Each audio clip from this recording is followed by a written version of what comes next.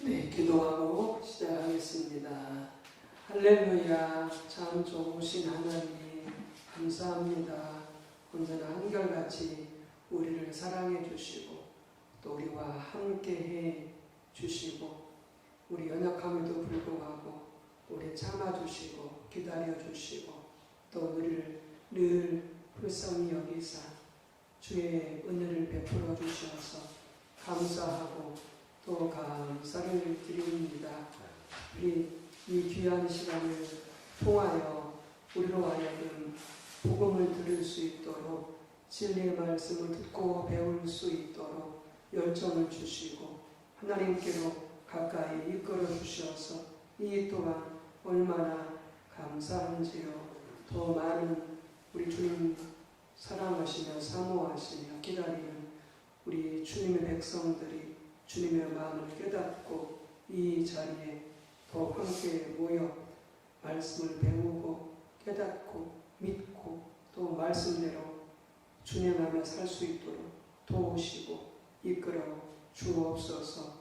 오늘 이 시간도 이곳에 주님의 영광의 부름으로 주님의 임재와 권능과 지혜로 함께하여 주옵소서.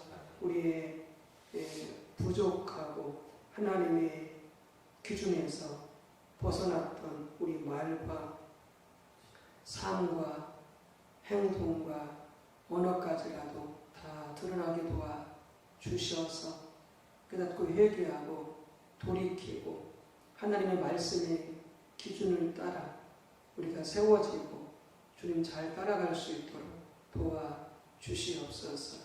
사랑합니다. 주님 감사합니다. 예수님의 이름으로 기도 올리옵나이다. 아멘. 자, 육과 말씀과 성령의 조화 90쪽이 되겠습니다. 네. 오늘은 이제 예수님께서 말씀과 성령의 조화를 이루는 그 삶의 본을 보여주셨는데 지난 시간까지는 예수님께서 말씀에 의한 삶을 사셨던 부분을 다루었고요. 오늘은 예수님께서 성령에 의한 삶을 사신 부분을 다룰 텐데 오늘 그 내용이 많지는 않습니다만은 일단 앞에서 배웠던 것들을 이제 복습하고 그리고 이제 나머지 부분 살펴보면서 종합하도록 하겠습니다. 자, 다시 90쪽으로 가셔서 우리가 육과 말씀과 성령의 조화 살펴보게 되어지는데요. 우리 신앙생활이 대부분 많은 하나님의 백성들이 또 많은 교회들이 말씀에 의한 삶조차도 온전히 살지 못하고 있는 또 말씀에 의한 삶이 뭔지도 실은 잘 모르고 있는 이런 경우가 많고요. 그렇다면 성령에 의한 삶은 잘 살고 있느냐? 이 부분 또한 잘 안 되고 있습니다. 그러니까 성령에 의한 삶의 그런 그 정의라고 할까요? 그 정의조차도 잘 모를 뿐만이 아니라 그렇기 때문에 더더욱 이제 그렇지만 성령이라는 삶을 제대로 살고 있지 않는, 그러니까 많은 성도님들이 말씀하고 또 성령도 고백하고 말하지만 그렇다고 해서 말씀이란 삶도 아니고 성령이란 삶도 아니고 뭐 더더구나 그러니까 말씀과 성령의 조화를 이루는 삶조차 뭐 더더욱 안 되겠죠. 이게 대부분 오늘날 교회의 현실, 우리 하나님의 백성들이 우리의 현실입니다. 그래서 우리 신앙생활을 철저하게 성령에 의한 삶이고 말씀과 성령의 조화를 이루어야 되는데 이 부분에서 우리가 너무나 또 중요한 부분이기도 합니다. 자, 90쪽 보게 되어지면은 신약 시대는 성령의 시대이고 우리의 신앙은 처음부터 끝까지 성령의 한 삶입니다. 우리도 많이 공부가 말씀 나눴기 때문에 자세하게 설명을 하지 않겠습니다. 동시에 우리의 신앙은 철저하게 말씀과 성령이 조화를 이루는 삶이어야 한다라고 하는 것이죠. 그래서 성령의 한 삶이지만 성령만으로 하는 신앙생활은 아니다라고 하는 거죠. 거기 그 안에 그 이면에는 바로 그 내면에는 말씀과 성령이 조화를 이루는 그 신앙생활이 우리의 참된 신앙생활이다. 이 삶의 정확한 모델을 보여주신 분이 우리 예수님이십니다. 그래서 말씀과 성령의 조화를 이루게 되어지고 또 말씀과 성령의 조화를 이룬다고 했을 때에 그 삶의 성격까지도 명확하게 잘 보여주고 있으신 분이 바로 우리 예수님이십니다. 자, 91쪽에 가서 보게 되면은 예수님은 말씀에 관한 삶을 사셨습니다. 먼저 말씀에 관한 삶을 사셨습니다. 이 말씀에 관한 삶을 사신 부분을 잘 볼 수 있는 것, 예수님 삶 전체가 그렇습니다만은 그 부분을 잘 볼 수 있는 요소가 마귀로부터 시험을 받는 마태복음 4장 11절에 나타나 있죠. 거기 보면 예수님께서 말씀의 삶을 사시는 그 두 가지 중요한 요소를 볼 수가 있습니다. 첫 번째는 92쪽에 예수님은 하나님의 말씀을 깊이 아셨습니다. 그러니까 마귀도 말씀을 가지고 예수님을 시험하셨지만 마귀는 말씀을 왜곡되게 말씀을 빼버리고 예수님을 시험하셨죠. 예수님은 정확하게 그걸 아셨고 그리고 마귀의 시험을 물리치셨습니다. 그래서 우리가 말씀을 깊이 알아야 된다. 그러니까 문자적으로 기록된 말씀에 대한 성경적인 지식도 올바르게 알 뿐만이 아니라 바리새인들은 성경적인 지식을 올바르게 알고 있었죠. 그런데 말씀을 깊이 한다라고 하는 것은 그것만 의미하는 건 아닙니다.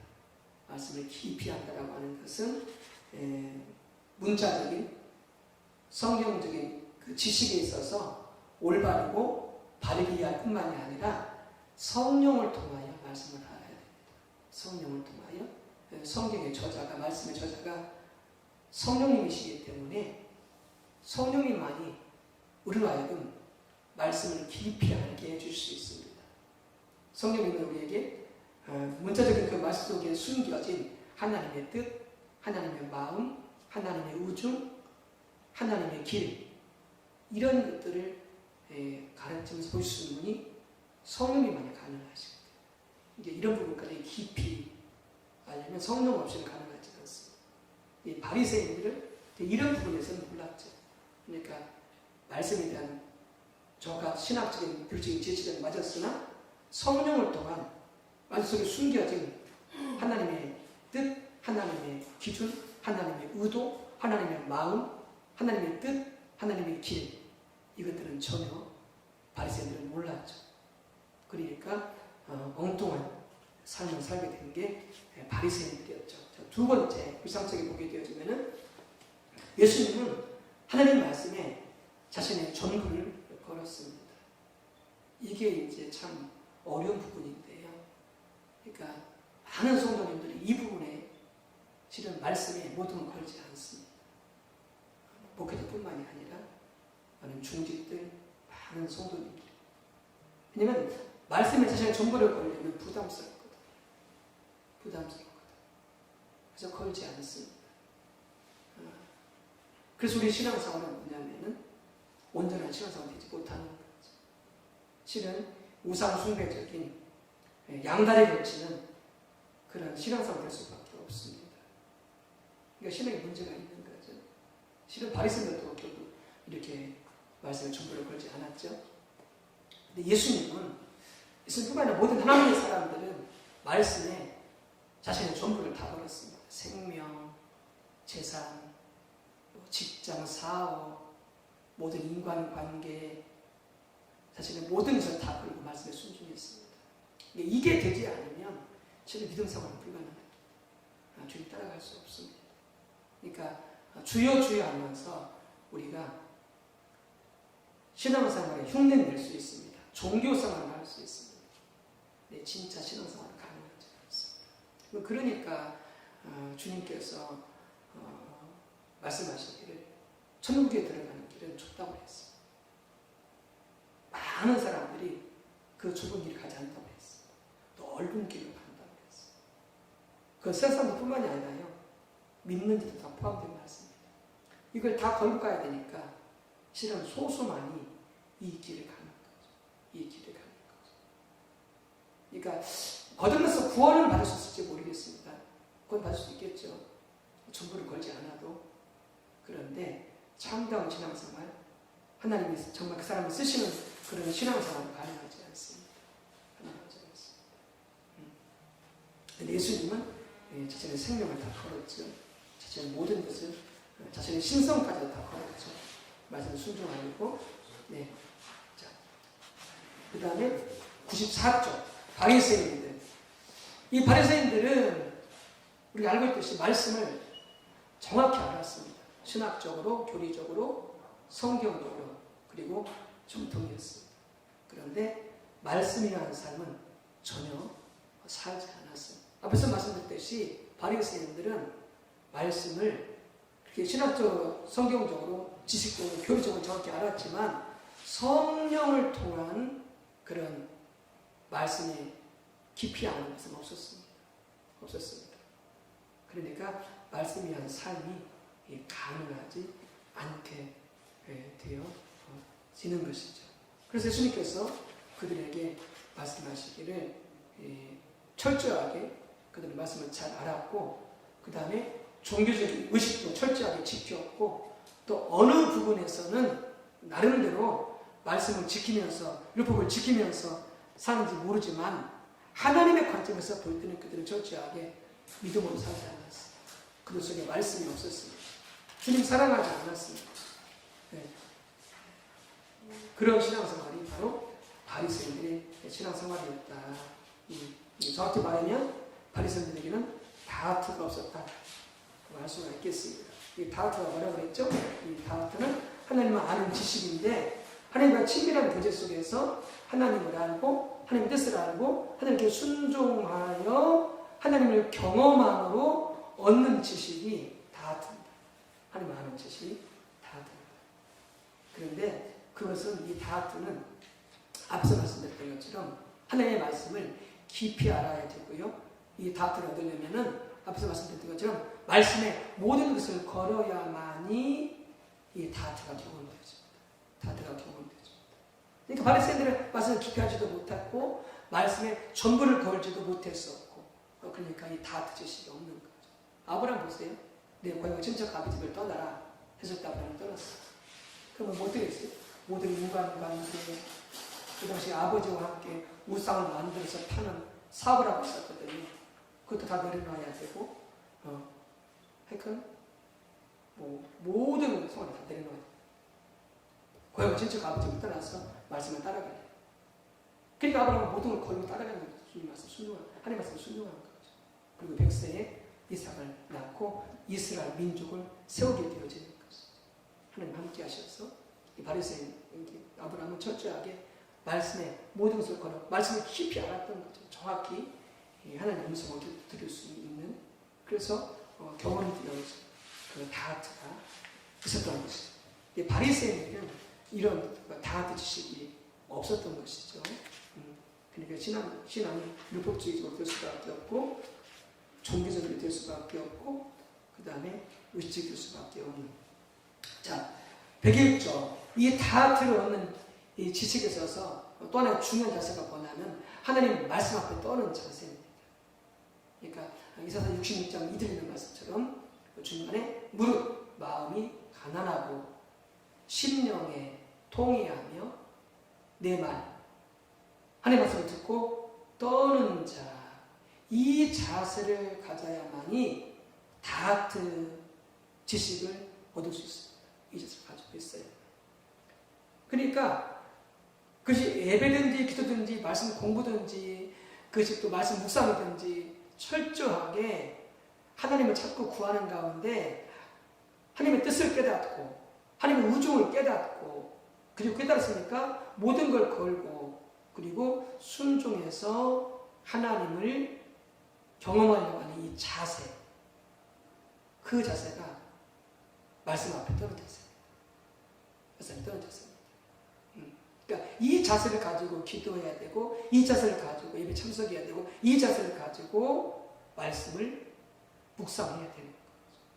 그래야 앞에서 말씀드렸던 이 다트 지식을 우리가 얻게 되어지는 것이죠. 자, 두 번째, 이렇게 예수님은 말씀의 삶을 사셨고요. 예수님은 또 하나 중요한 게 뭐냐? 하나님 나라의 말씀을 전하셨다라고 하는 거죠. 하나님 나라의 말씀을 전하셨다는 거죠. 그러니까 예수님이 전하신 복음은 천국 복음, 하나님 나라 복음이었죠. 예수님 이 땅에 오시면서 하나님 나라가 이 땅에 온 거죠. 온 거죠.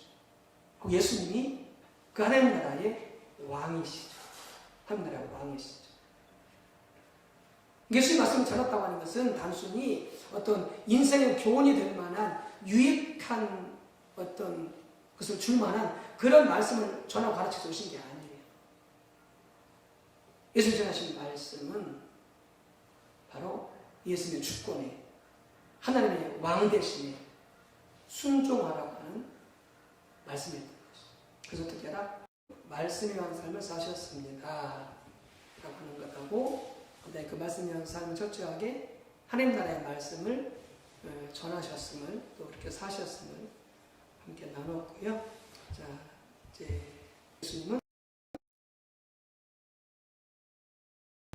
예수님은 108조 3 예수님은 성령이라는 삶을 사셨습니까? 라고 했을 때 두 가지로 우리가 살펴보고 있습니다. 하나는 성령님과 친밀히 교제하며 성령님과 동행하는 삶, 이 한 가지가 있고요. 또 한 가지는 성령의 능력으로 사역을 하시는 그 삶, 이 두 가지로 이렇게 나눌 수가 있겠습니다. 이 두 가지가 예수님한테 또 조화를 이루고 있고요. 그 두 가지가 성령에 의한 삶을 사신 내용입니다.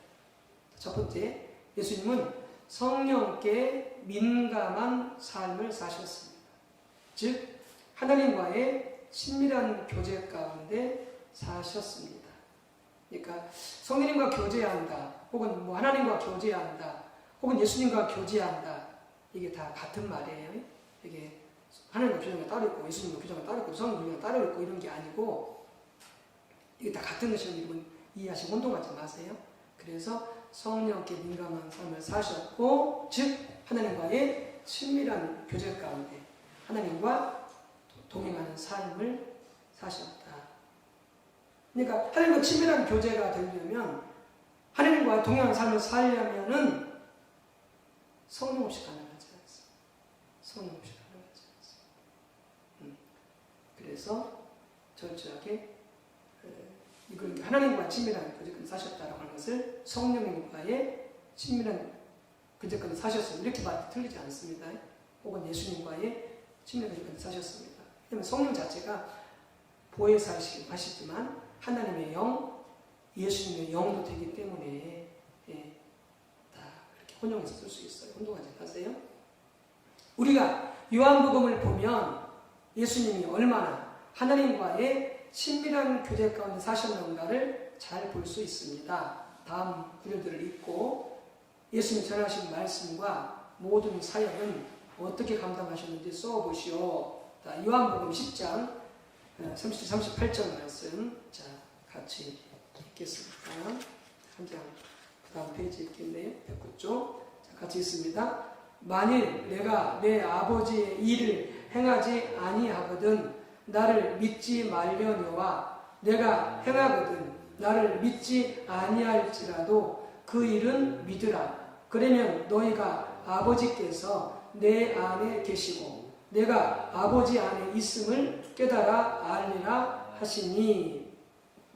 자, 먼저 여기서 예수님 말씀하시기를 아버지의 일을 행했다 이렇게 말씀하죠.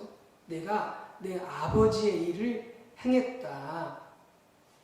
그것을 믿으라 이렇게 말씀하시면서 그 아래쪽에 뭐라고 말씀하시다고 하면은 아버지께서 내 안에 계시고 내가 아버지 안에 있음을 깨달아 알리라 이렇게 말씀하시죠.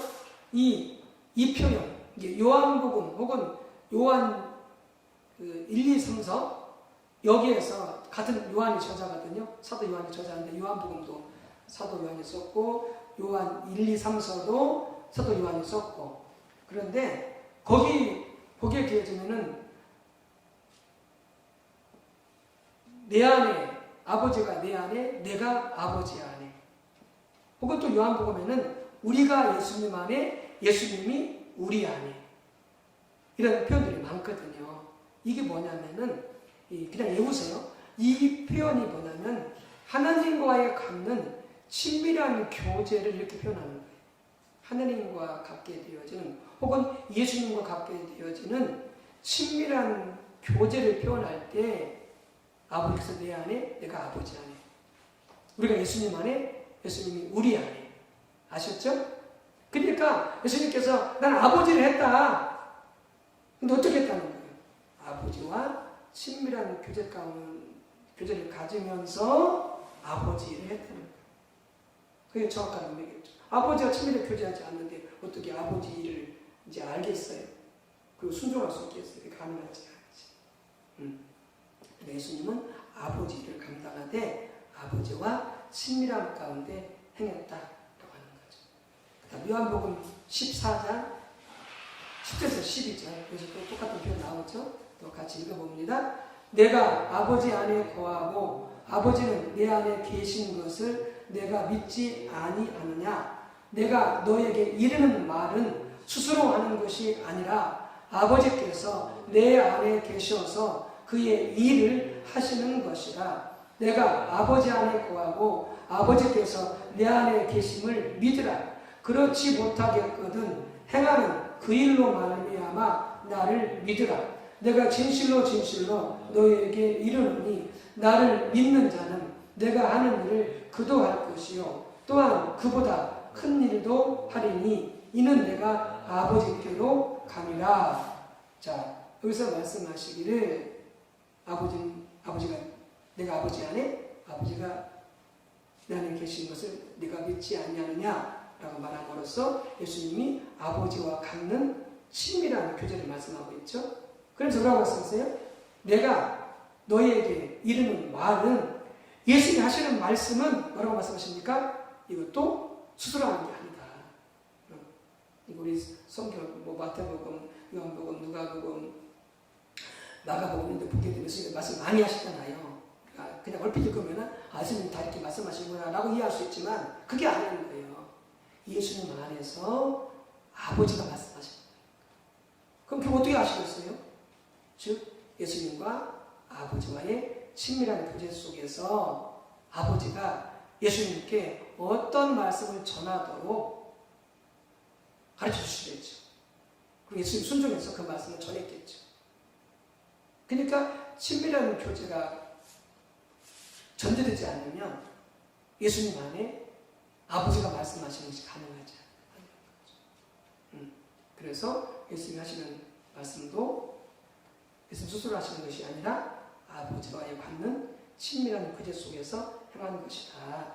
자, 요한복음 12장 49절. 요한복음 12장 49절. 같이 읽습니다. 내가 내 자유로 말한 것이 아니요 나를 보내신 아버지께서 내가 말할 것과 이를 것을 친히 명령하여 주셨으니. 자, 여기서 또 뭐라고 말씀하시냐면은 앞에와도 마찬가지죠. 내 자유로 말한 게 아니다. 내 스스로 말한 게 아니다. 나를 보내신 아버지께서 뭐였다? 내가 말할 것과 뭐요? 예수님께서 무슨 말씀을 전해야 될지 그 말씀의 내용까지 어떻게 했다고요? 명령하셨다. 그 다음에 이를 것을 어떻게 하냐면은 그 내용을 어떻게 전할 것까지도 어떻게 했다고요? 아버지께서 명령하셨다. 그러니까 예수님이 아버지와 얼마나 그 친밀한 교제 속에, 다른 말로 하면은 성령님과의 친밀한 교제 속에 이렇게 말씀 사역을 했는지 알 수가 있어요. 자, 그 다음 네 번째. 요한복음 5장 17절에서 19절에서 20절. 요한복음 5장은 어떤 사건이 나오는데 예수님께서 누굴 취해 주셨죠? 요한복음 5장에서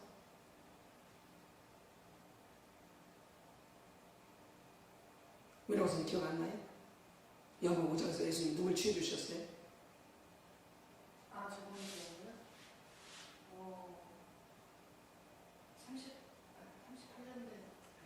38년 베데스다 물가에 누워있는 38년 된 병자를 고쳐주셨죠. 언제? 주일. 안식일. 주일이 아니고 안식일. 안식일을 고쳐주셨는데 그걸 누가 시비를 걸었어요? 바리새인들.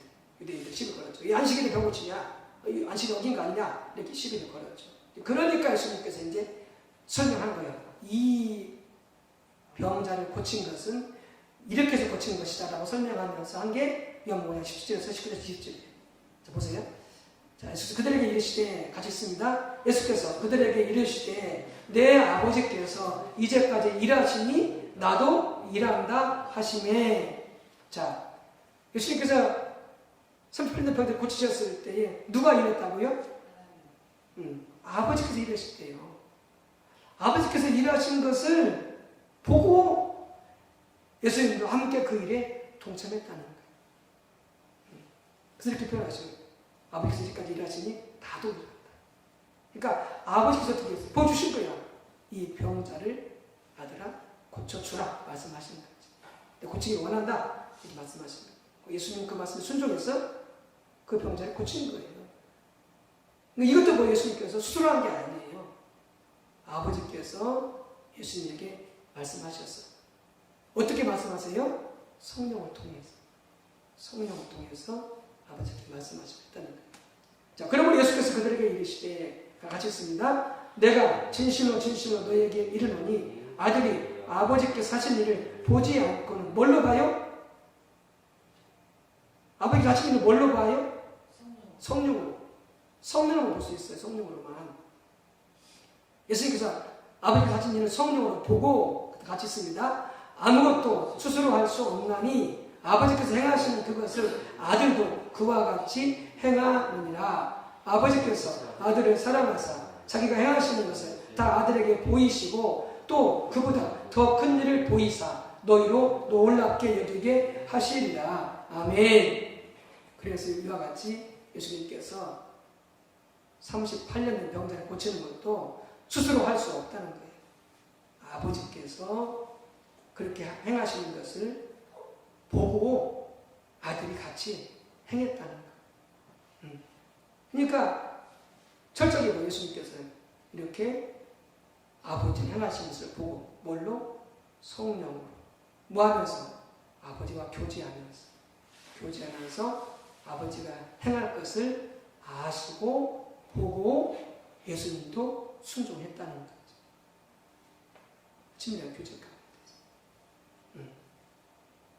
자, 우리 거기 한번 같이 제가 읽어보겠습니다. 이렇게 쭉 설명을 해드렸습니다. 자, 요한복음에서 예수님 반복적으로 자기 스스로 아무것도 할 수 없다고 말씀하셨습니다. 예수님은 그가 감당하신 성령의 사역과 전하신 모든 말씀 등 모든 것을 하나님의 인도를 따라 혹은 하나님의 행하심을 보고 하셨습니다. 예수님은 심지어 무엇을 전할 것뿐 아니라 어떻게 그것을 전할 것인지에 대해서도 하나님의 인도를 받았다고 말씀하셨습니다. 하나님 명령하시고 순종했다고 했죠. 요한복음 12장 49절에 이를 것을 영어 NIV 성경은 그것을 어떻게 말할 것이라고 번역하고 있습니다. 그리고 예수님은 그 모든 것이 예수님이 아버지 안에, 아버지가 예수님 안에 있는 아버지와의 친밀한 교제에서 나왔다고 말씀하셨습니다. 성령을 통해서는 아버지와의 친밀한 교제가 가능하다고 했죠. 그만큼 예수님은 하나님 아버지와의 친밀한 교제 가운데 사셨고 그 가운데 사역을 감당하셨습니다. 다른 말하면 성령님과의 친밀한 교제 가운데 사셨고 이렇게 표현해도 가로 열고 그렇게 써놓으세요. 하나님 아버지 밑에다가 가로 열고 닫고 성령님과의 이렇게 써놓으세요. 요한복음에서 예수님 우리에게도 정확하게 동일한 종류의 삶을 살라고 말씀하셨습니다. 요한복음 15장 1절에서 5절을 보게 되어지면은 자 요한복음 15장 1절에서 5절 잠깐 펴보시기 바랍니다. 확인하고 넘어가십시다. 그렇게 말씀하셨는지 요한복음 예수님 사셨던 이와 같은 삶을 우리에게도 살라. 요한복음 15장 자 요한복음 15장 어디 보다는 자 4절을 보시기 바랍니다. 자 4절 5절은 요한복음 15장 4절 5절 말씀. 자 예수님이 우리 제자들이 하신 말씀이 우리들한테 자 같이 있습니다. 내 안에 거하라. 나도 너희 안에 거하리라. 가지가 포도나무에 붙어있지 아니하면 스스로 열매를 맺을 수 없음같이 너희도 내 안에 있지 아니하면 그러하리라. 나는 포도나무요 너희는 가지라. 그가 내 안에 내가 그 안에 거하면 사람이 열매를 많이 낸다니 나를 떠나서는 너희가 아무것도 할 수 없으리라. 보세요. 바로 예수님과 아버지와의 관계를 우리와 예수님과의 관계에서 그대로 할 것을 말씀하고 있죠. 그래서 우리에게도 이와 같이 지금 하시는 그 삶을 살라고 지금 말씀하셨다. 자, 그 다음 보세요. 예수님께서 사신 삶이 우리가 추구해야 할 성령께 민감한 삶 혹은 성령과의 친밀한 교제의 모델입니다. 아멘. 그래서 이렇게 예수님 성령의 삶을 사셨는데 성령과의 친밀한 교제의 삶을 하셨다. 자, 두 번째, 예수님은 성령의 능력으로 혹은 성령의 기름 부음으로 사역을 감당하셨습니다. 이게 두 번째죠. 성령의 삶의 두 번째 요소. 자, 110쪽 보시기 바랍니다. 자, 누가복음 4장 16절에서 21절. 예수님께서 누가복음에서는 공생의 사역을 시작하시면서 하신 말씀이 있어요. 사건이 있어요. 이 4장 16절에서 21절. 그리고 예수님은 이와 같은 성격으로 누가복음에서 전체 사역을 감당하세요. 즉 성령에 의해서 사역을 감당하세요. 그래서 정말 중요한 부분인데요. 자, 그러면 같이 여기는 교도로 읽겠습니다. 제가 먼저 16절 제가 먼저 읽습니다. 예수께서 그 자라나시는 곳 나사렛에 이르사 안식일에 늘 하시던 대로 회당에 들어가서 성경을 읽으려고 서시니 선지자 이사야의 글을 드리고는 책을 펴서 이렇게 기록된 데를 찾으시니 또 주의 성령이 내게 임하셨으니 이는 가난한 자에게 복음을 전하게 하시려고 내게 기름을 부으시고 나를 보내사 포로된 자에게 자유를 눈먼 자에게 다시 보게 함을 전파하며 눌린 자를 자유롭게 하고 주의 은혜를 전파하게 하려 하시니라 하였더라. 책을 덮어 그 맡은 자에게 주시고 앉으시니 해당에 있는 자들이 다 주목하여 보더라. 이에 예수께서 그들에게 말씀하시되 이 글이 오늘 너희 귀에 응하였느니라 하시니. 네. 그래서 예수님께서 해당에 들어가서 책을 펴서 읽었는데 선지자 이사야의 글을 읽은 거죠. 그게 어디라고요? 18절부터 19절까지죠. 이게 이사야 선지자가 예언한 내용이죠. 주의 성령이 내게 임하셨으니 그러면서 주의 은혜를 전파하게 하려 하십니다. 이게 바로 이사야가 앞으로 메시아가 오신다. 앞으로 예수님이 오신다. 그분이 오시면 이렇게 사역을 감당할 것이다. 이사야가 예언을 한 거죠. 그리고 예수님이 실제로 오셔서 이 말씀이 이루어졌다고 선포하신 것이죠. 이 말씀 이루어졌다고 선포하신 것이죠. 네. 자, 그런데 자, 이 구절은 우리 지금 읽었던 전체 누가복음 4장 16절 21절 이 구절은 예수님이 감당하신 사역을 어떻게 요약하고 있습니까? 그러니까 이 누가복음 4장 16절 21절에 이 내용 이 전체가 아까 말씀드렸던 것처럼 예수님께서 이 누가복음에서는 공생의 사역을 시작하시면서 예수님이 행하신 첫 번째 사역인 거죠. 근데 이 첫 번째 사역이면서 이 사역은 어떤 성격을 갖느냐? 누가복음 전체에서 예수님은 이와 같이 사역을 하실 분임을 사역의 그 패턴을 말씀하고 있는 거죠. 즉 예수님은 성령의 능력으로 예수님이 사역을 감당하실 것을 누가복음은 말씀하고 있는 거죠. 말씀하고 있는 거죠. 그러면서 예수님께서 사역을 감당하시는데 어떻게 한다고요? 예수님께서 가난한 자에게 복음을 전하시면서 그러면서 포로된 자에게 자유를, 눈먼 자에게 다시 보게 함을 전파하고 눌린 자를 자유롭게 하고 주의 은혜를 전파하게 한다. 이게 바로 예수님께서 메시아로서 이 땅에 오신 사역이라고 하는 거죠. 이 사역인데 예수님이 감당하신 사역인데 이 사역을 누구의 능력으로 감당한다고요? 네. 이런 사역을 감당하신 예수님이 뭐라고 하셨냐? 이미 예언되었지만 주의 성령이 내게 임하셨으니 그러면서 예수님께 기름이 부어져서 능력이 부어져서 이 사역을 감당하실 것임을 말씀하고 있죠. 그래서 예수님께서는 주의 성령의 능력, 성령의 임하심으로 기름 부으심 임하심으로 이 사역을 감당하게 되어진다라고 하는 것이죠. 자, 사도행전 10장 38절도 동일하게 언급하고 있는데요. 사도행전도 저자가 누구냐면은 누가예요. 누가가 기록했고 사도행전도 누가가 기록했어요. 같은 관점에서 기록했죠. 성령의 관점에서. 그래서 누가복음에서도 예수님께서 누구의 능력으로 사역을 감당하셨다고 말씀하고 있습니까? 10장 30절 한번 보십시다. 자, 예수님 사역을 요약하면서 말씀하세요. 자, 같이 있습니다. 하나님이 나사렛 예수에게 성령과 능력을 기름 붓듯 하셨음에 그가 두루 다니시며 선한 일을 행하시고 마귀에게 눌린 모든 사람을 고치셨으니 이는 하나님이 함께 하셨습니다. 예수님에게 무엇이 부어졌다고요?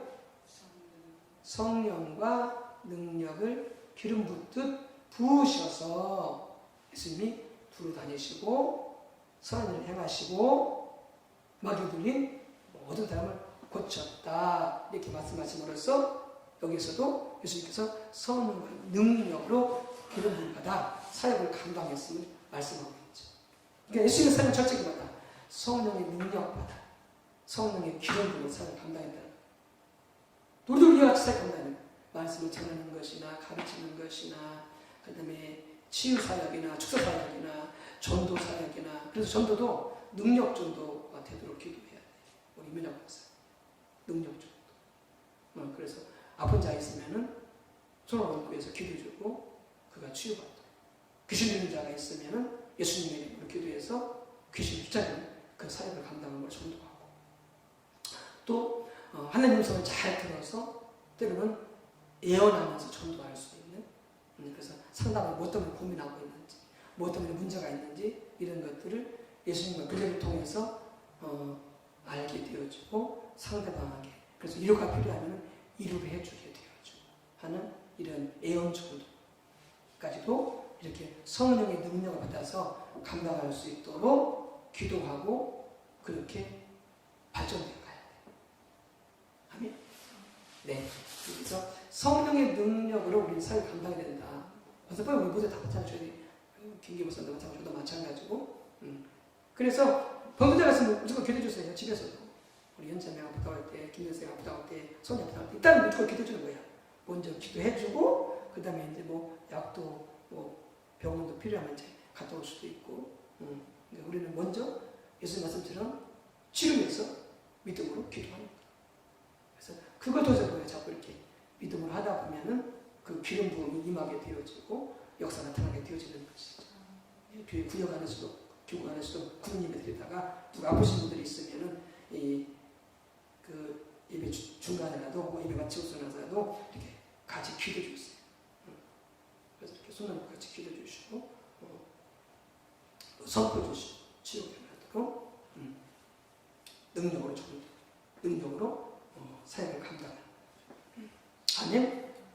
네, 여기 보십시다. 누가는 예수님의 공생애를 본격적으로 기록하기 시작하면서 첫 번째 사건으로 이 사건을 기록하고 있습니다. 누가복음 4장에 있는 말씀, 바로 그 윗절, 누가복음 4장 10절 15절을 보다 알 수 있듯이 이 사건이 예수님의 공생애 사역의 첫 번째 사건이 아니었습니다. 그러나 누가가 이 사건을 첫 번째로 기록하는 것은 이 사건을 그가 이해하고 강조하는 예수님의 사역에 대한 모델로 제시하고 있는 것입니다. 어떤 모델?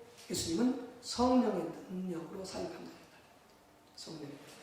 이 구절은 예수님의 사역을 보된 자에게 자유를, 눈먼 자에게 다시 복음을 전파하며 눌린 자를 자유롭게 하고 주의 은혜를 전파하는 것으로 이해합니다. 그리고 이 구절은 예수님께서 그의 사역을 성령의 능력으로 감당하셨다는 것을 말하고 있습니다. 주의 성령이 내게 임하셨으니 메시아의 주님께서 주의 성령이 임하는 거죠. 그리고 기름이 임하는 거죠. 예수님께서 공사사역을 시작하시면서 세례받으시잖아요. 세례받으시면서 뭐가 있나요? 성령이 임하잖아요. 예, 그러면서 예수님 사역이 시작되어지는 거예요. 초록의 영이 맞는 거죠. 말씀이 이루어지는 거죠. 사실 누가복음 전체가 그 사실을 강조하고 있고 같은 저자에서 쓰여진 사도행전도 마찬가지입니다. 그래서 사도행전 10장 30절에 예수님의 사역에 대해서 성령과 능력을 기름 붓듯 하신다고 한마디로 요약하여 말하고 있습니다. 이와 같이 우리의 신앙생활은 철저하게 말씀과 성령의 조합을 이루는 삶이며 더 나아가 성령과의 교제 가운데서 그리고 성령의 능력에 의해 살아가는 삶입니다. 아멘. 그래서 우리 교회 통해서도 더 치유 역사가 강하게 나타났으면 좋겠어요. 그래서 부치병도 고치고 병원에서 포기했던 병도 고치고 병원에서도 고침을 받지만 하나님께서 그것도 사용해요. 병원도 사용해요. 약도 사용하시고 그런데 안 되는 것도 막 하나님의 능력으로 고쳐지게 되어지고 치유를 일어나게 되어지고 제가 최근에 들었던 간증만 하더라도 목회하다가 선교사를 갔다가 암이 막 2가지, 3가지, 4가지 이렇게 걸렸던 그런 분들이 막 사역하는 중에 막 귀신이 떠나가고 병이 막 고침받고 다시 막 목회를 힘있게 하게 되어지는 그런 분들도 계시더라고요. 그래서 우리도 정말 강력하게 치유 역사, 성령의 능력으로 나타나는 교회가 되었으면 좋겠어요. 그러면 더 이렇게 아픈 자들이 하나님 정말 살아계시는구나, 정말 주님 살아계시는구나, 이런 분이 아니구나 하면서 현장에서 보잖아요. 그럼 얼마나 더 마음이 더 확 열리게 있어요. 뭐 그러면 뭐 거의 백발백중이죠. 이게 자기가 치유 경험을 있게 되어지면은 예수님의 것은 인도하는 것은 백발백중이 될 수가 있죠. 그래서 이렇게 능력도 전도하는 그런 교회가 되었으면 좋겠습니다. 아멘. 기도하겠습니다. 할렐루야. 우리의 주 여호와 하나님, 이렇게 우리가 예수님의 삶을 살펴보았습니다. 우리의 신앙과 삶과 사역의 모델이신 예수를 보았을 때 예수는 철저하게 말씀의 삶을 사셨고 하나님의 말씀을 전하셨고 성령의 한 삶을 사셨습니다. 성령의 한 삶을 철저하게 성령과 교제하면서 성령의 능력으로 사역을 감당하는 삶을 하셨으면, 그래서 말씀과 성령의 또한 조화를 이루고 있음을 보게 되어집니다. 우리에게 이와 같은 신앙생활 할 수 있도록 은혜 베풀어 주시고 또 교회가 이와 같이 세워질 수 있도록 축복해 주시옵소서. 교구마다 구역마다 가정마다 이렇게 이런 신앙을 세워질 수 있도록 축복하시고 은혜 부어 주시옵소서. 감사합니다. 예수님의 이름으로 기도 올리옵나이다. 아멘.